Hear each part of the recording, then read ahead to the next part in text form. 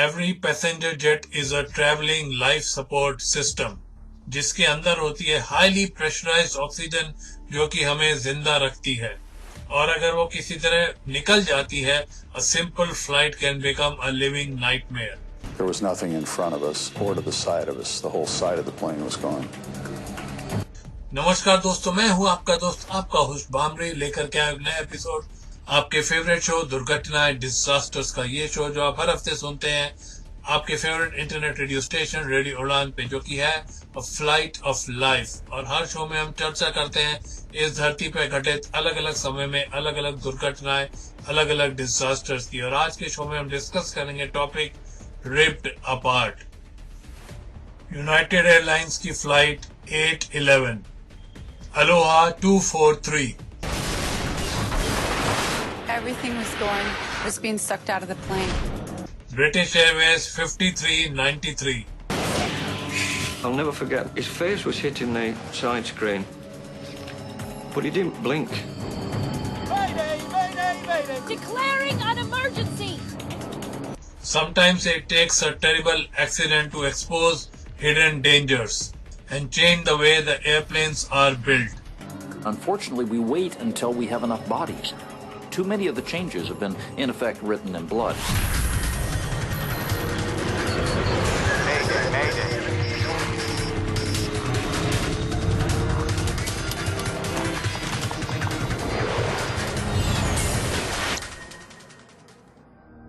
Airbus A320 के assembly plant के अंदर बोइंग 737 के बाद ये जो प्लेन है, it is the most popular plane ever built.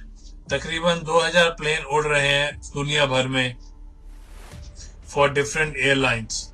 ये बहुत ही सेफ और डिपेंडेबल प्लेन है, an airline equivalent to a mini van.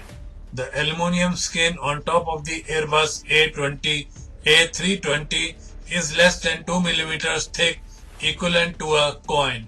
और ये स्प्लेंडर पीस ऑफ मेटल वही है जो कि पैसेंजर्स को जिंदा रखता है, क्योंकि आसमान जो है उतना दोस्ताना नहीं है जितना कि वो दिखाई देता है। Most people take aviation absolutely for granted. The difference between being on a commercial airliner at 35,000 feet and being in a space capsule in orbit is really not all that different. They're both life support systems. The reality is it's a hostile environment. The reality is it's 50 degrees below zero outside. The reality is that jet stream or that airstream out there would kill you almost immediately. It is not natural for people to fly through this killer atmosphere, लेकिन हर रोज कितने ही लाखों लोग travel करते हैं आसमान से, और वो भी माउंट एवरेस्ट के टॉप से तकरीबन 3000 मीटर ऊंचा। All our life support that's natural for us is down here at the bottom of this sea of air. And if we swim up too high, however we get there, if we're not protected, we can't live.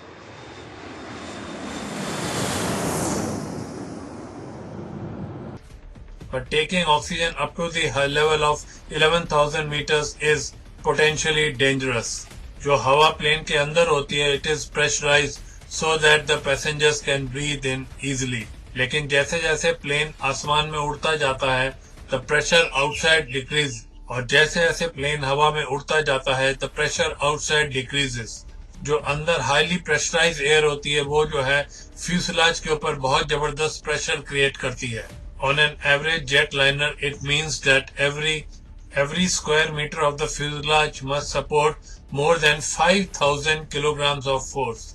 और normally क्या होता है, on an average, the fuselage wins the battle. और ये भी इस तरह होता है क्योंकि aircraft builders जो है, उन्होंने बहुत ही lesson जो learn किए हैं, बहुत tragically करे हैं। We have concentrated in the past on changing things, but unfortunately we wait until we have enough bodies.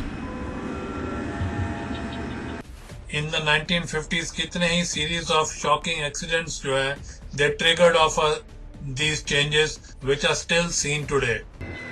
The comet has blazed new trails, achieving new speeds, setting a new standard.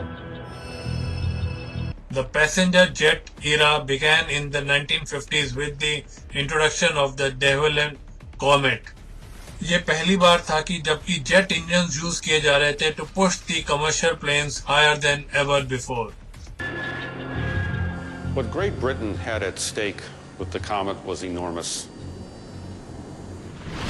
They wanted to really declare their place in civil aviation by having the first successful jet transport aircraft. लेकिन पहली flight के 2 साल के अंदर ही the glittering jewel of British aviation disintegrated in mid-flight.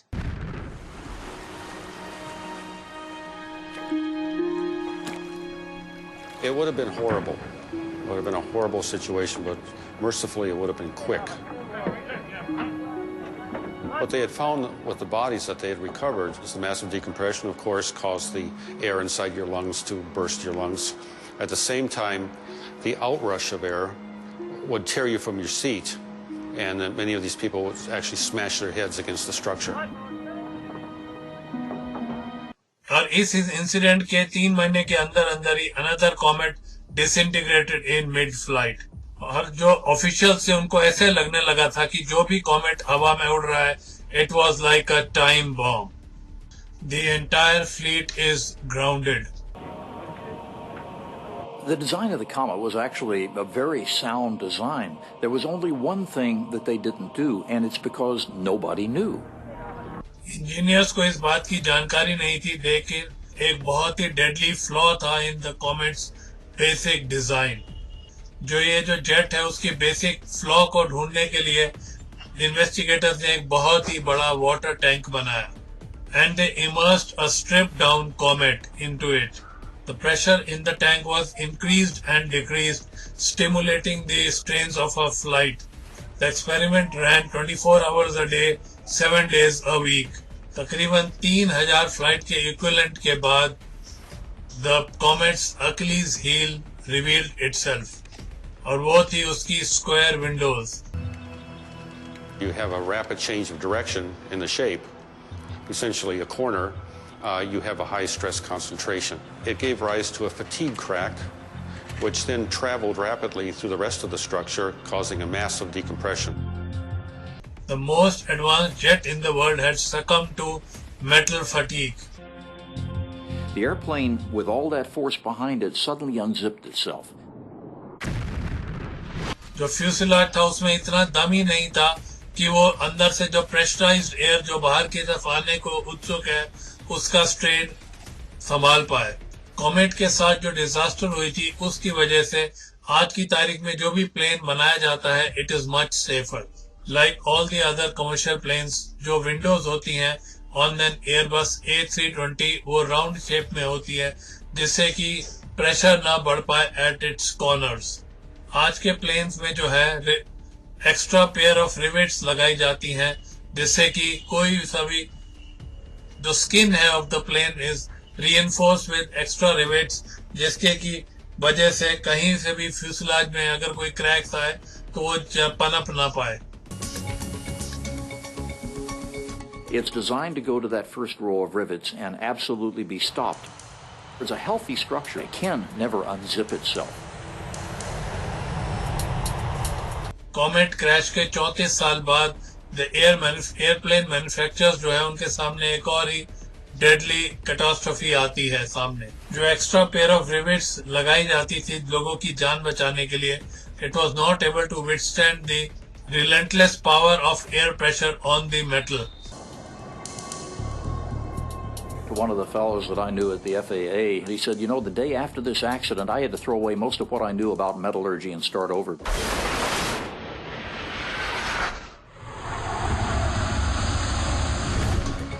Airbus की जो factory है टेलूज फ्रांस में, वहां पे एयरबस A20 जो है इस स्पीड से रोल आउट होते हैं कि वो स्पीड है 1 पर 1 वर्किंग डे।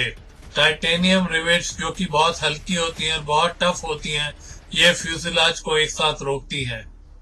3000 रिवेट्स यूज की जाती हैं to join the separate sections, और हर एक विंग पे भी तकरीबन 3000 रिवेट्स यू कैन फाइंड। जो प्रेशराइज्ड एयर फोर्स की जाती है केबिन के अंदर ड्यूरिंग फ्लाइट, उसके प्रेशर को विथस्टैंड करने के लिए ये फ्यूसलाज जो है बगैर इन रिवेट्स के बिल्कुल भी कामयाब नहीं होगा. But even these rivets are not foolproof. 28 अप्रैल 1988 अलोहा एयरलाइंस की फ्लाइट 243 जो है उड़ रही है from Aloha airport on the big island Honolulu. With this island hop, the Aloha Airlines flight is making its 9th flight of the day. और ये Aloha Airlines के प्लेन के लिए एक नॉर्मल बात है. Protected within the jet, the passengers give a little thought to the fact that the cabin is filled up with pressurized oxygen. और ये fuselage के बार बार प्रेशर दे रहा है. It is constantly putting pressure on the fuselage so that it can escape into the surrounding atmosphere. Cabin के अंदर जो pressure रखा जाता है वो इस हिसाब से रखा जाता है. It is at a constant level जिससे कि पैसेंजर्स को ऐसा ना लगे कि उन्होंने जमीन छोड़ दी है.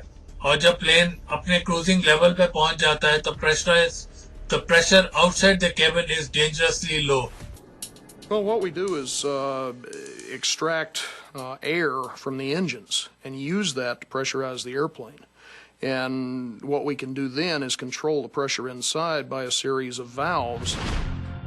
जो केबिन के अंदर हवा फैल रही होती है, it is keeping a constant pressure on the fuselage and inflating it like a balloon. Or every modern jet is built to withstand this pressure. There's an internal structure to a modern all-metal airplane. The skin without the structure would collapse easily. It would buckle easily. It'd be sort of like a paper bag. Without any structure inside to hold it. अगर हम commercial planes के skin remove करते हैं तो उसके नीचे निकलेंगी hoof shaped bulkheads and foamers around the width of the plane. Stringers run along the length of the plane. They all help support the fuselage, and the cabin needs all the help they can get. And as the plane gains altitude, the pressure inside the cabin pushes against every square centimeter. On this day in April 1988, passengers को ये पता लगेगा कि क्या होगा जब ये pressurized air leak कर जाती है.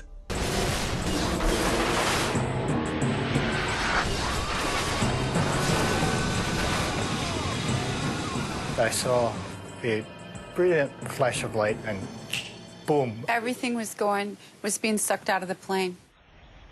Aloha Airlines की flight 243 has just suffered what the experts call explosive decompression. जो pressurized air cabin के अंदर होती है, which makes flying possible, एकदम मोमेंट में जो है बाहर escape कर जाती है और साथ में गायब हो जाता है 35 square meter of the fuselage. Just imagine the scene up there. The top of the airplane broken off. You now have 300-mile-an-hour winds blowing into that cabin. That's 3 times hurricane-force winds.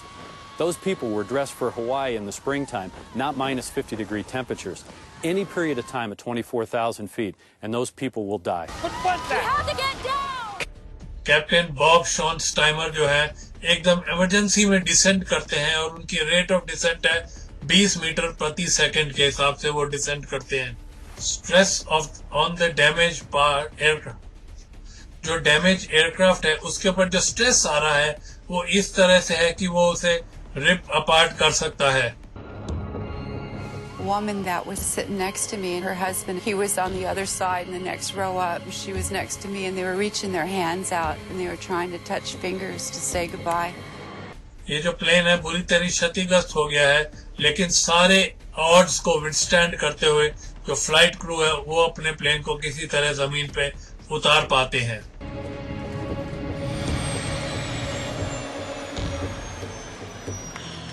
इतनी जबरदस्त explosive decompression के बावजूद भी एक ही इंसान की जान जाती है ऑन दिस अलोहा एयरलाइंस की फ्लाइट 243 पे, और वो थी एक फ्लाइट अटेंडेंट की जो कि she was pulled out of the plane. Jim वाइडली जो है इस NTSB की तरफ से इस क्रैश को इन्वेस्टिगेट करते हैं. In his laboratory, Jim makes a disturbing discovery. Running through some of the pieces of the fuselage, he finds a series of hairline cracks. जो rivets ने जो holes create करे थे वो ये जो cracks है उस holes के एकदम नजदीक हैं और ये नेकेड आई से देखे नहीं जा सकते, इतने छोटे हैं. But they are classic signs of metal fatigue. Metal fatigue is something that sounds exotic, but it really is easy to understand. Any piece of metal has a certain breaking point. All of us have tried to open a tin can and not quite gotten the opener all the way around. We work it back and forth until that last portion breaks. You just demonstrated metal fatigue. A plane isn't a rock-solid tube. To maintain the pressure, a passenger needs to enjoy the flight. It is made up of. It's designed to be much more flexible. The fuselage of the airplane is actually breathing. It expands and contracts depending on altitude. When it's on the ground, it's in a contracted status. When it's at altitude, 24,000 feet, the fuselage expands. If you could stand at the back of a 250-foot long jetliner and just sight along that fuselage, you'd see it begin to puff up a little bit. और जब plane land करता है तो जो pressure differential है between the outside and the inside of the plane, it disappears. और fuselage जो है अपनी नॉर्मल शेप में आ जाता है. So the airplane is constantly cycling. That's pressurization. That will weaken the structure over a long period of time. Records ये बात बताते हैं कि जो अलोहा एयरलाइंस का जो जेट था वो 19 साल पुराना था. बोइंग 737 जहाज जो होते हैं वो इस तरह से डिजाइन किए जाते हैं कि वो 20 साल की सर्विस आराम से निकाल पाए, और तकरीबन 75,000 फ्लाइट्स. और जब इन्वेस्टिगेटर्स ने खोजबीन करी तो उनके सामने जो बात सामने आई वो ये थी कि इस जहाज ने तकरीबन 89,000 सेपरेट फ्लाइट्स उड़ाई थी. ये जो हवाइन आइलैंड्स के बीच में फ्लाइट्स उड़ा करती थी, उसका ये मतलब था कि अलोहा एयरलाइंस के जो प्लेन्स थे वो जो है डीप प्रेशराइजेशन साइकिल जो है इतनी ज्यादा कर चुके थे वो कि उतनी तो किसी भी जहाज ने नहीं करी होंगी. You saw something as you got on this airplane. What did you see? और जब वो एक अलोहा एयरलाइंस के पैसेंजर का इंटरव्यू करते हैं तो जिम गेट्स अ लीड. वो ये बताती हैं कि उन्होंने देखा था एक छोटा सा क्रैक अलोहा एयरलाइंस के दरवाजे के साथ. The witness saw cracking in this area, and we found fatigue cracking back in here. So this is the line where the fatigue cracking joined up. One piece came down this way and folded off, and the other piece went across the top and came off to the right side. But something does not make sense. The Aloha jet lost 35 square meters of its fuselage. In the years after the comet disasters, Boeing and other manufacturers had come up with this idea. They had designed a safety feature जिसकी वजह से जो tier होना है वो एकदम bare minimum तक ही रुक के रह जाएगा. Inside the fuselage of every Boeing 737, Boeing has installed a safety feature called as a tear strap. अगर किसी प्रकार का टीयर फ्यूसलाज में आ जाता है तो it should just run up to the next tear strap, which is not more than 13 centimeters away, before shooting off at a 90-degree angle. और ये कॉमेट के साथ जो भी हादसे हुए थे उस तरह के हादसे ये रिपीट नहीं करेंगे Boeing.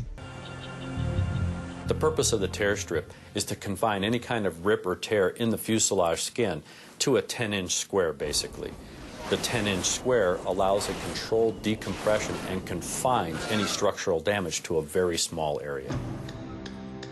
But in the case of Aloha Airlines Flight 243, the tear straps did not contain the rupture created by metal fatigue.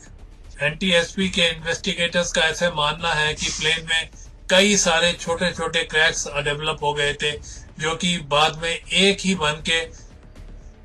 बन गए और जिसी कारण से इतना बड़ा फ्यूसलाज का पीस गायब हो गया था प्लेन से.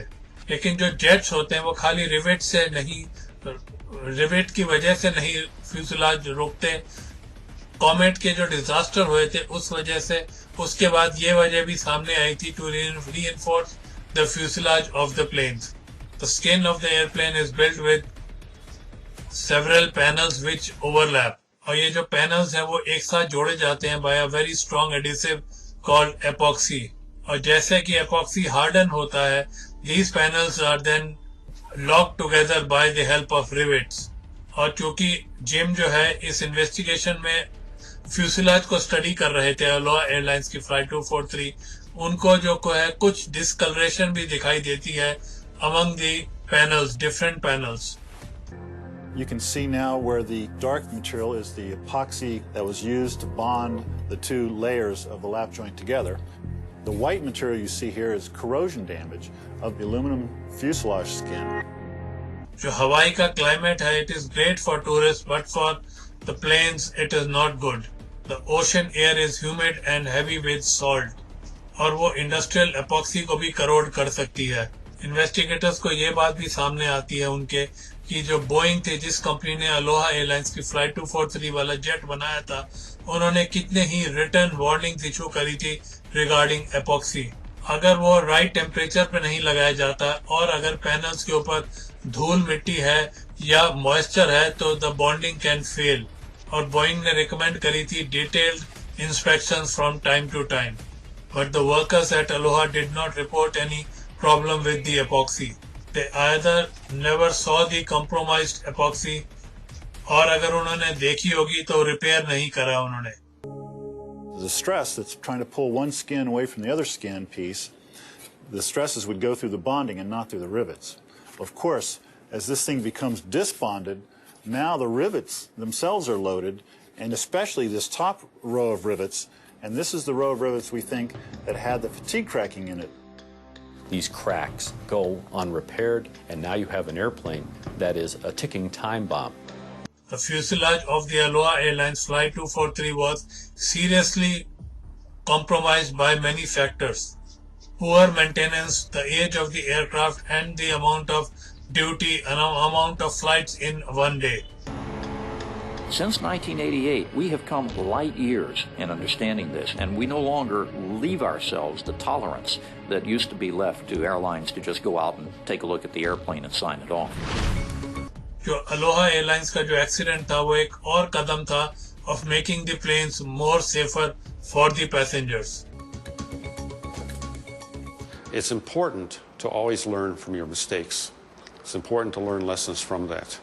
And that has been the case with aeronautical engineering. The Aloha story was a brutal lesson in the dangers of metal fatigue, but it was not the last example of the power of cabin pressure. 2 साल के बाद the industry will get another terrifying reminder. Ladies and gentlemen, this is your captain speaking. My name is Tim Lancaster. Welcome aboard this British Airways flight to Malaga. 10 June 1990 British Airways की flight 5390 is leaving Birmingham, England for Spain और उसपे सवार हैं 87 लोग. 80 knots.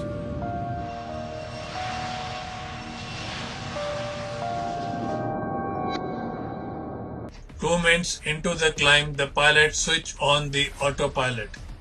Captain Tim Lancaster takes off his shoulder strap. Now I went into the flight deck to ask Tim and Alistair what they would like to drink. You gentlemen like a tea? Please, the usual. Minutes later, at 5200 meters, the plane is very close to its assigned altitude. और जैसे एक champagne bottle से cork निकलता है, उसी तरह wind screen जो है, it came out from its frame.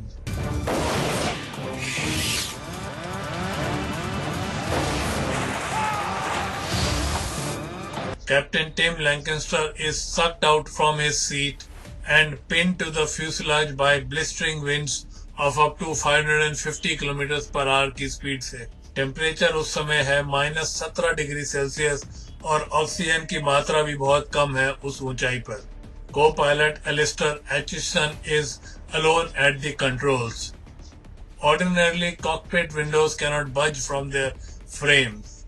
The force of the air as the plane soars through the sky pushes the windscreen onto the plane. But on flight 5390, something has gone terribly wrong. Flight attendant Nigel जो है वो cockpit में rush करते हैं to help. And I looked in. The flight deck door was resting on the controls, and all I could see was Tim out the window. I just grabbed him before he went out completely. जो बाकी flight attendant है वो वही करते हैं जो वो कर सकते थे.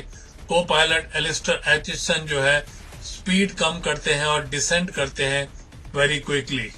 But as he reduces the speed of the plane, the drop in air pressure leads the captain to slide down onto the side of the plane.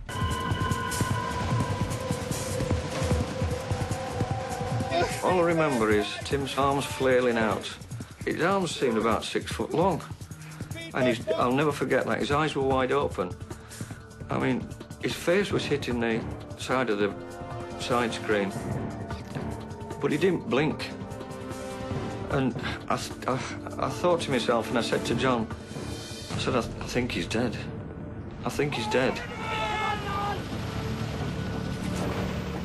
उड़ान भरने के सिर्फ 35 मिनट बाद ही एचिसन जो है अपने जहाज को जमीन पे उतार पाते हैं.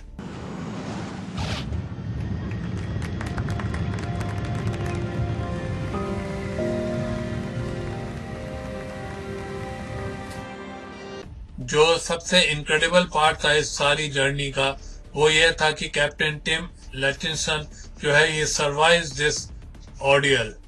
But I remember watching the windscreen move away from the aircraft, and then it had gone like a bullet. It disappeared into the distance.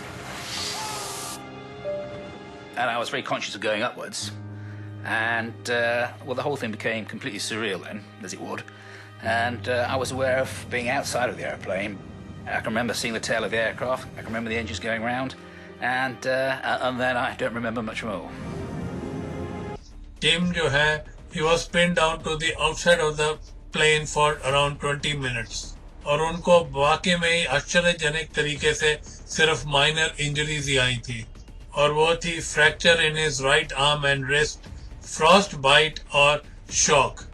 और 5 महीने के अंदर अंदर ही टिम लैंकेस्टर फिर से उड़ान भरने लगे थे. In the intermediate aftermath, the investigators had very little to go about. Windscreen was missing. There was a certain amount of blood around. There were some minor dents and scrapes on the fuselage, as you'd expect if the window had gone past. And really, that was about it, apart from a lot of paper scattered around inside.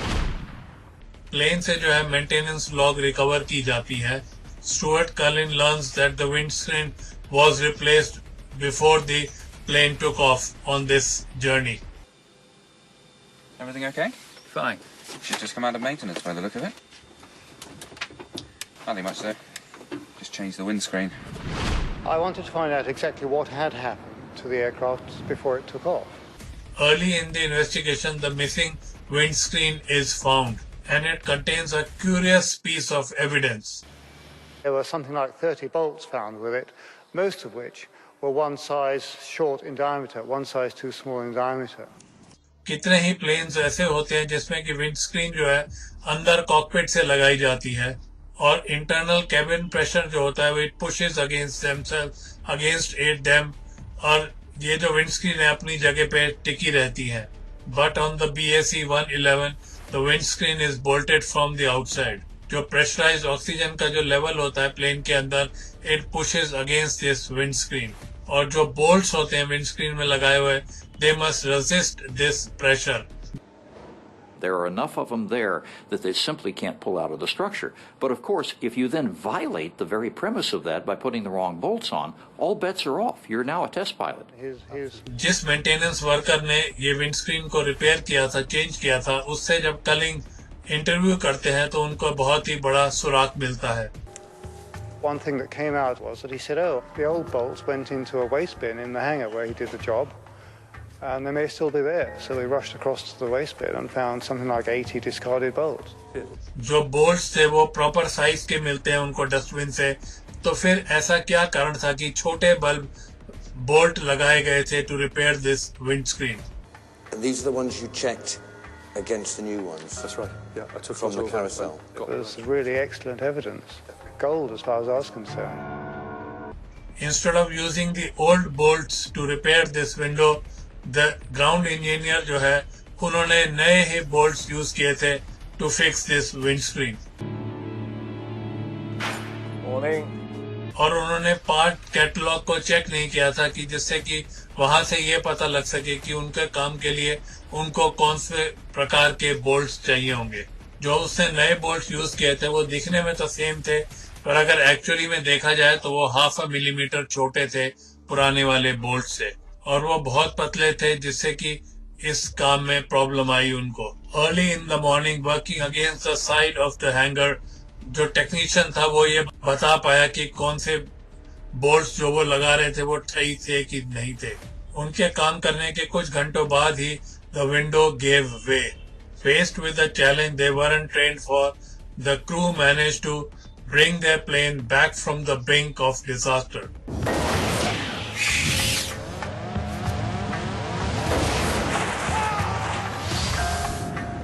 जो plane के अंदर बहुत massive pressure होता है हवा का, it does not require only a bad maintenance to rip it apart.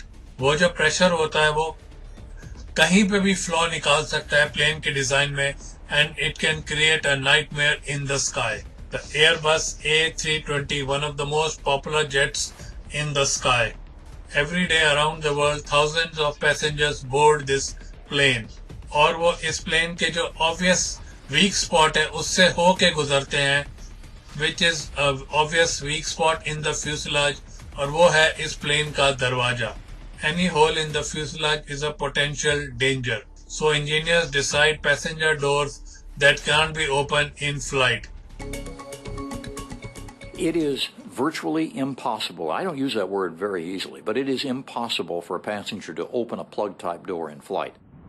जो passenger doors होते हैं वो plug-type doors होते हैं, और वो थोड़े फ्रेम के हिसाब से थोड़े से बड़े बनाए जाते हैं। जब प्लेन आसमान में उड़ता है और the cabin is pressurized, जो प्रेशर होता है it seals these doors shut.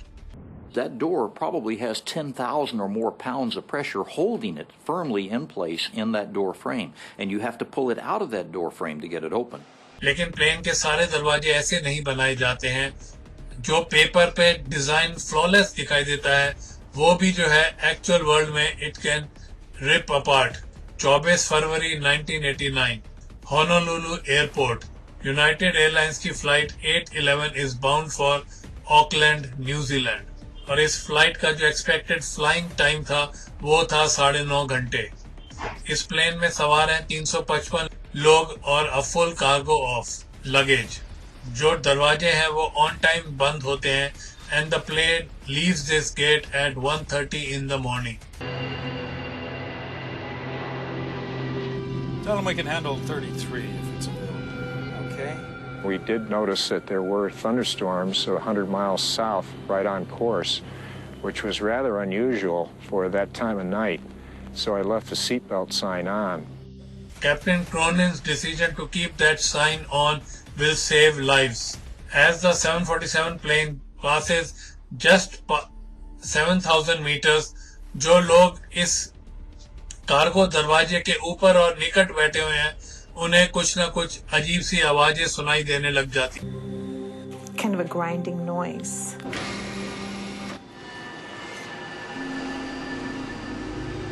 I heard like a thud.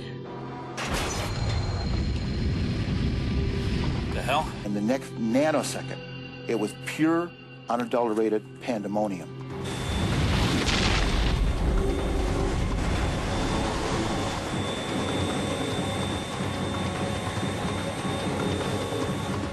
The next thing I knew, I found myself on the stairwell, hanging onto the rungs, and I immediately knew it was an explosive decompression. Everything on the airplane that wasn't fastened down, tied down, or secured became airborne. The noise was incredible. Cargo door of this 747 had torn off, ripping along a sizable part of the fuselage. और जो cabin के अंदर pressurised oxygen थी वो एकदम बाहर निकली with an explosive force. And as I looked up, that was the first time I saw this tremendous hole on the side of the aircraft that was just a void, and seats were missing, and I immediately knew that we had lost passengers. Everything in front of us was gone. Where we were sitting, we were about 6 inches from the hole, so there was nothing in front of us or to the side of us. The whole side of the plane was gone. Actually, our feet were dangling on the hole, and I first thought we weren't going to make it. You know, I just didn't think there was any hope. The situation is desperate, but by itself the explosive decompression will not bring the plane down. After the door came about, a pair of rivets जो थी वो help के लिए आई और उन्होंने plane के टुकड़े टुकड़े ना होने से रोक दिया प्लेन को. But the gaping hole is putting a massive stress on the aircraft. Our flight crew needs to descend as fast as possible. Left, right, valves on. Start dumping the fuel. I am dumping. जो flight crew है वो बहुत struggle कर रहा है अपना plane को किसी न किसी तरह से वापस कंट्रोल में लाने के लिए और वो वापस मुड़ते हैं होनोलुलु एयरपोर्ट की तरफ.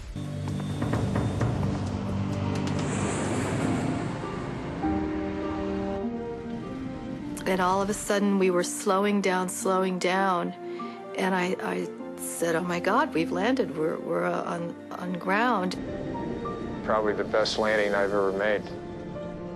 When we finally stopped on the runway, we deployed all 10 chutes, and the flight attendants evacuated all of passengers. Flight crew का एक्सपीरियंस ही था और उनकी ये दिलेर हवाई जहाज उड़ाना ही था जिसने कि उस फ्लाइट यूनाइटेड एयरलाइंस की फ्लाइट 811 को वापस जमीन पर उतार दिया था और उनमें से कोई भी इंसान की मौत नहीं हुई थी. लेकिन 9 पैसेंजर जो थे वो मिसिंग आ रहे थे. वो प्लेन में से सक्ड आउट हो गए थे जबकि फ्यूजलाज टूटा था हवा उड़ान में और साथ में वो लेके गया था 5 रो ऑफ सीट्स भी. उन 9 मिसिंग लोगों में से एक था न्यूजीलैंडर जो वापस अपने घर जा रहा था और उसका नाम था ली Campbell. We got a phone call from Chicago, and they just said that they regret to inform us that our son was missing, presumed dead. In the wake of their son's tragic death, जो ली Campbell के माता पिता थे वो एक international mission पे चल पड़े कि पता करने के लिए कि आखिरकार दरवाजा जो था वो किस प्रकार से और क्यों बाहर निकला था. Lee can't have died for nothing. You know, you've got to find out why he died, and you've just got to make sure that it never happens again. इस एक्सीडेंट के 2 महीने बाद NTSB की जो टीम थी, they started holding preliminary hearings. Break के दौरान जो था कैम्बल ने जो है ये सारी स्थिति अपने हाथों में ले ली and they removed several boxes containing files. So we quickly realised we'd got a really good set of papers with a lot of things that hadn't been released to the public. We were able to really start our investigation in earnest at that stage. जो unpublished document से उनको पढ़ने के बाद उनको study करने के बाद कैम्बल्स ने ये पता लगाया कि बोइंग 747 का जो फ्रंट कार्गो डोर था उसमें तो बहुत प्रॉब्लम्स थी and they went right back to the plane's original design. Passenger doors are plugged doors, but most cargo doors on jets open outwards. और इस वजह से क्या होता है कि अंदर कार्गो होल्ड में जो है जगह मिल जाती है for extra baggage and other cargo. और जैसे प्लेन आसमान में उड़ता है तो pressure inside the plane pushes against the outside of the door. और to prevent the door from opening during flight, Boeing ने जो है all proof एक लॉकिंग मैकेनिज्म लगा रखा था डोर पे. उनका ऐसा मानना था बोइंग का कि ये फुल प्रूफ है ये. What they do is they build in multiple redundancies to make sure the door is properly latched and does not open. And you build it in to a point of that it's extremely improbable that the door would ever open. जो Campbell ने research करी थी इस case में उनको पता लगता है कि जो बोइंग 747 का कार्गो डोर था उसमें 2 बड़ी मेजर फ्लॉज थी. The first involved the locking system. Cargo door को लॉक करने के लिए इलेक्ट्रिक मोटर्स जो थी turned C-shaped latches around pins in the door frame. A handle then moves the arms or the locking sectors over the top of the C latches to prevent them from reopening, but on flight 811 this system had failed. Kevin Campbell जो है उन्होंने एक model बनाया था of the 747's cargo door, and he showed the first deadly flaw in the locking. Aluminium locking heads could not control the sea latches और वो अपने आप ही खुल जाते थे. With the aluminium locking sectors, if the sea locks tried to backwind open electrically, it would just push the locking sector out of the way. It just simply wasn't up to the job that it was designed for. But what could cause the sea latches to backwind? इस बात का Campbell के पास कोई जवाब नहीं था, लेकिन वो ये बात जानते थे कि they were on to something. United की फ्लाइट 811 के 2 साल पहले इनको पता लगा कि एक पैन एम 747 जेट जो कि हीथ्रो एयरपोर्ट लंदन से उड़ रहा था, उसके अंदर भी प्रेशराइजेशन प्रॉब्लम हुई थी when it was climbing to its cruising altitude, and the pilot was forced to turn back.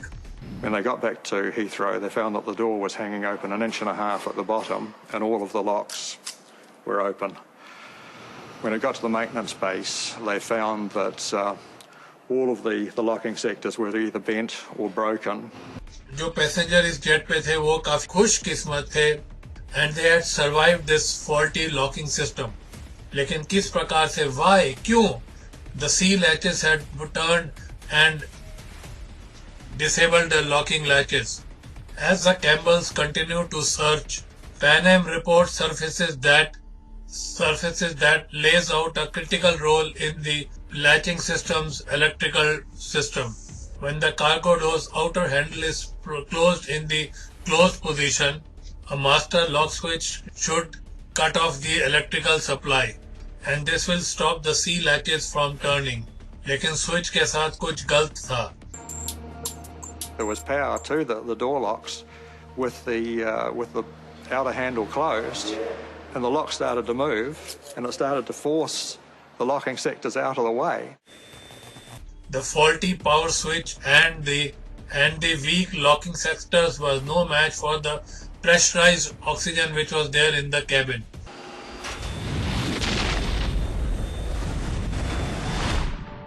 After years of being pushed by the Campbells, the anti-SP finally जो रिपोर्ट निकालती है वो एग्री करते हैं Campbell के साथ.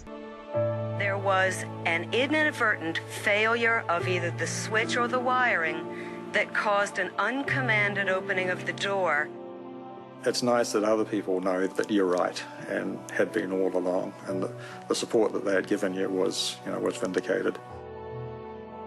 I couldn't have lived with myself if we had done no investigating ourselves. It was just something we both felt we needed to do. We didn't even discuss it. We just knew that's what we would do.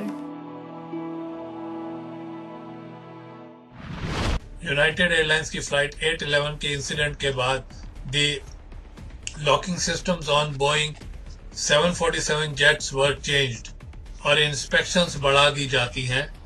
Another potential source of explosive decompression was found and eliminated. That is an amazing accolade to what we've learned, not just Boeing, but what we've learned about maintenance, about structures, maintaining them, and inspecting them.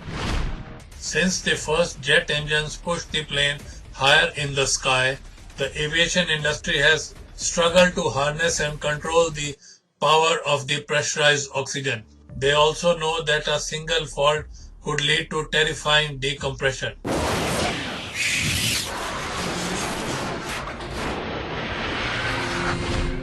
United 811 के तकरीबन 15 साल बाद एक और lesson learn किया जाता है. 14 अगस्त 2005 तकरीबन 1 घंटे से हीलियोस की flight 522 is circling over Athens. उसका flight crew has stopped communicating with air traffic control. ऐसा लगता है सबको कि एक टेररिस्ट होल्ड आउट है. ग्रीक एयरफोर्स के 2 जेट्स भेजे जाते हैं to circle this mystery aircraft. One of them was actually in a shooting position behind the 737. The other one was nearby the cockpit, and he was trying to communicate visually with the person in the cockpit. जो fighter pilot थे वो इस jet के में कोई भी damage नहीं देख पा रहे थे बाहर से. No holes in the fuselage. There is no structural failure. There is no fire. There is no problem, obvious problem, from the external view with the plane. Cockpit में कोई था जो पायलट्स की तरफ वेव करता है, लेकिन कुछ ही मिनटों के बाद द प्लेन जो है एकदम धरती की तरफ नीचे गिरना शुरू हो जाता है.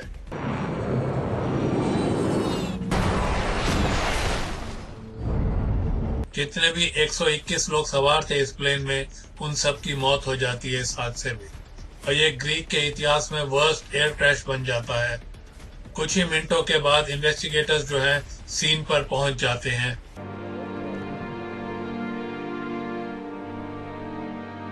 So we climbed over the hill, and there we were, facing this situation, which was beyond any description. I saw a great area in front of me, which was burning. It was black, burning. People spread pieces of the airplane.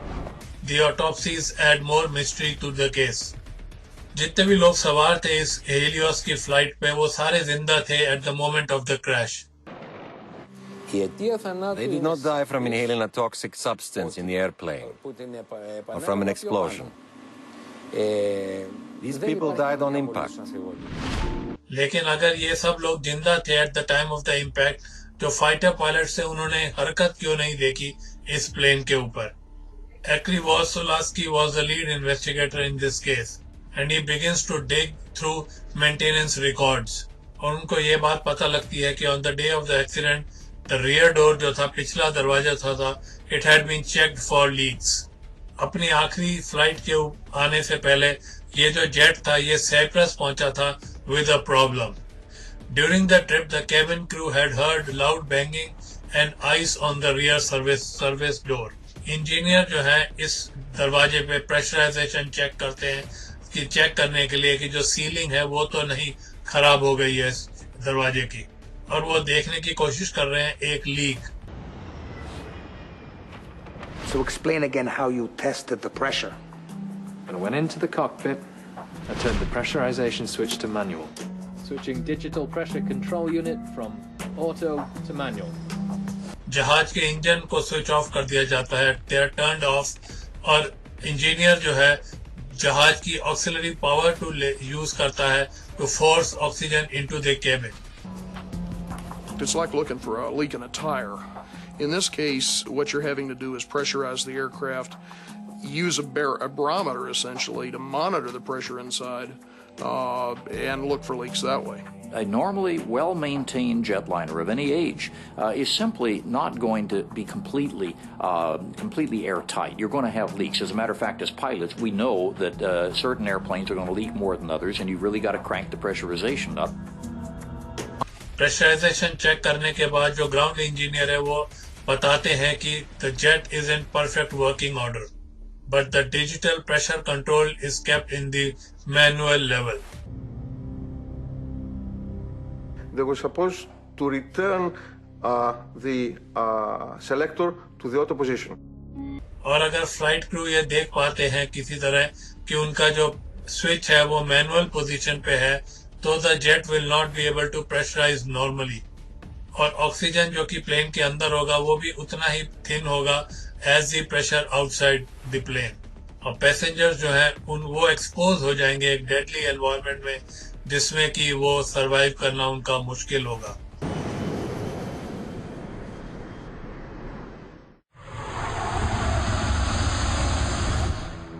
अगस्त 2005, ये जो worst disaster था in Greek's history, it has stunned the nation.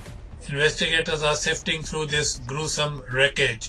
सुबह के 9 बजे के कुछ मिनटों बाद हेलियोस की flight 522 left Cyprus for Athens. जो ये फ्लाइट क्रू है इस जहाज का, उनको कोई भी खबर नहीं है कि फ्लाइट उड़ने के कुछ घंटे पहले एक सर्विस इंजीनियर ने जो है प्रेशराइजेशन स्विच को मैनुअल पोजीशन पे रख के छोड़ दिया है. Both the captain and the को pilot miss this fact that the jet is not pressurizing normally. As Helios 522 climbs, cockpit के अंदर एक अलार्म बजना शुरू हो जाता है. What is it? The takeoff config warning? ये है नॉन प्रेशराइजेशन वार्निंग, लेकिन इसकी आवाज एक दूसरे अलार्म की तरह सुनाई देती है और पायलट्स इन दोनों अलार्म के बीच में कंफ्यूज हो जाते हैं. ये बहुत ही क्रिटिकल मिस्टेक वो करते हैं दोनों. The alarm sounded, and that alarm was misinterpreted. Most of flight crew, they will never face an alarm with no pressurization in all their flight career because it's a rare event. Operations, this is Flight 522, over. Flight 522, what can I do for you? We have a takeoff config warning on. Sorry, can you repeat?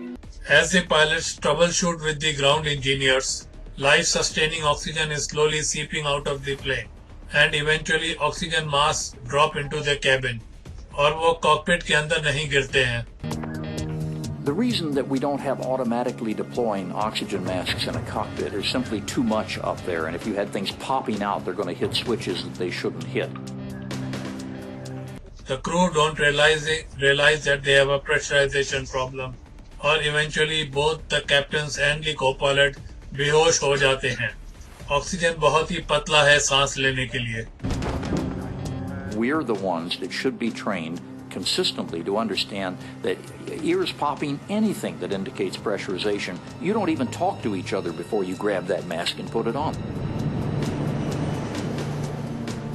दूसरी तरफ passengers को इस बात की खुद भी खबर नहीं है कि प्लेन जो है अपने आप ही उड़ रहा है. In an emergency situations, chemical generators above the seats pump out oxygen, but there is a catch. ये जो generators होते हैं वो सिर्फ 12 मिनट के लिए ही ऑक्सीजन प्रोड्यूस करते हैं. Well, the problem with the passenger masks is, for one thing, they're not designed to keep you oxygenated at a high altitude. What they're designed to do is give you enough oxygen so that you can survive until the pilots get the airplane down to a low altitude. और चूंकि दोनों pilots अब बेहोश हो गए थे, ये Helios airlines का जेट जो है इतना डिसेंट नहीं करता है जिससे कि पैसेंजर्स फ्रीली ब्रीथ कर सके without any assistance. Instead the plane flew on autopilot to Athens, और जब ऑक्सीजन सप्लाई खत्म हो गई तब जो है पैसेंजर्स जो है बेहोश हो गए थे. And by the time Greek air force jets ने जो है इस जहाज को इंटरसेप्ट किया, सिर्फ एक ही इंसान था जो कि जाग रहा था. सिर्फ बॉटल्ड ऑक्सीजन के सहारे ही फ्लाइट अटेंडेंट एंड्रियस प्रोड्रोमो सी सिर्फ जाग रहे थे, जबकि फाइटर जेट्स ने इंटरसेप्ट किया था ये जहाज. एंड्रियस जो है कॉकपिट तक तो पहुंच गया था, but he could not save the plane.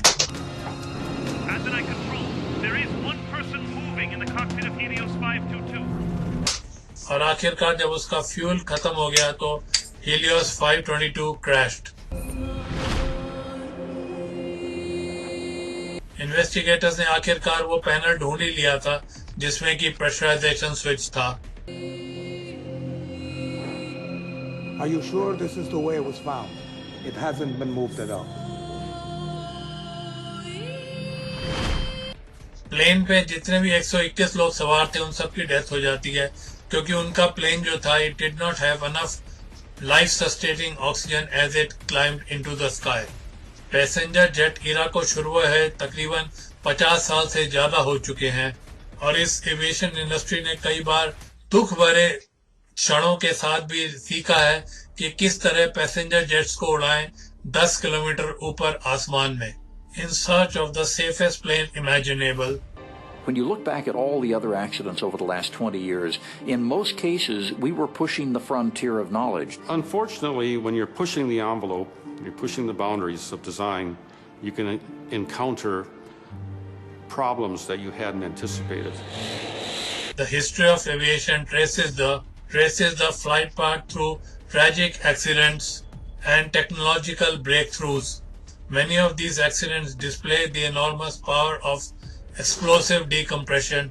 जो Airbus A320 है और बाकी जो प्लेन्स हैं आजकल के, वो जो है पुराने एयरप्लेन्स जो कि 1950 के दशक में उड़ा करते थे, उन प्लेन से काफी सेफ है और इन प्लेन्स को सेफ रहना भी चाहिए और सेफ बनना चाहिए, as we are so much dependent on this mode of transportation, और ये वहां लेके जाती है हमें जहां पे हमने कभी सोचा भी नहीं था।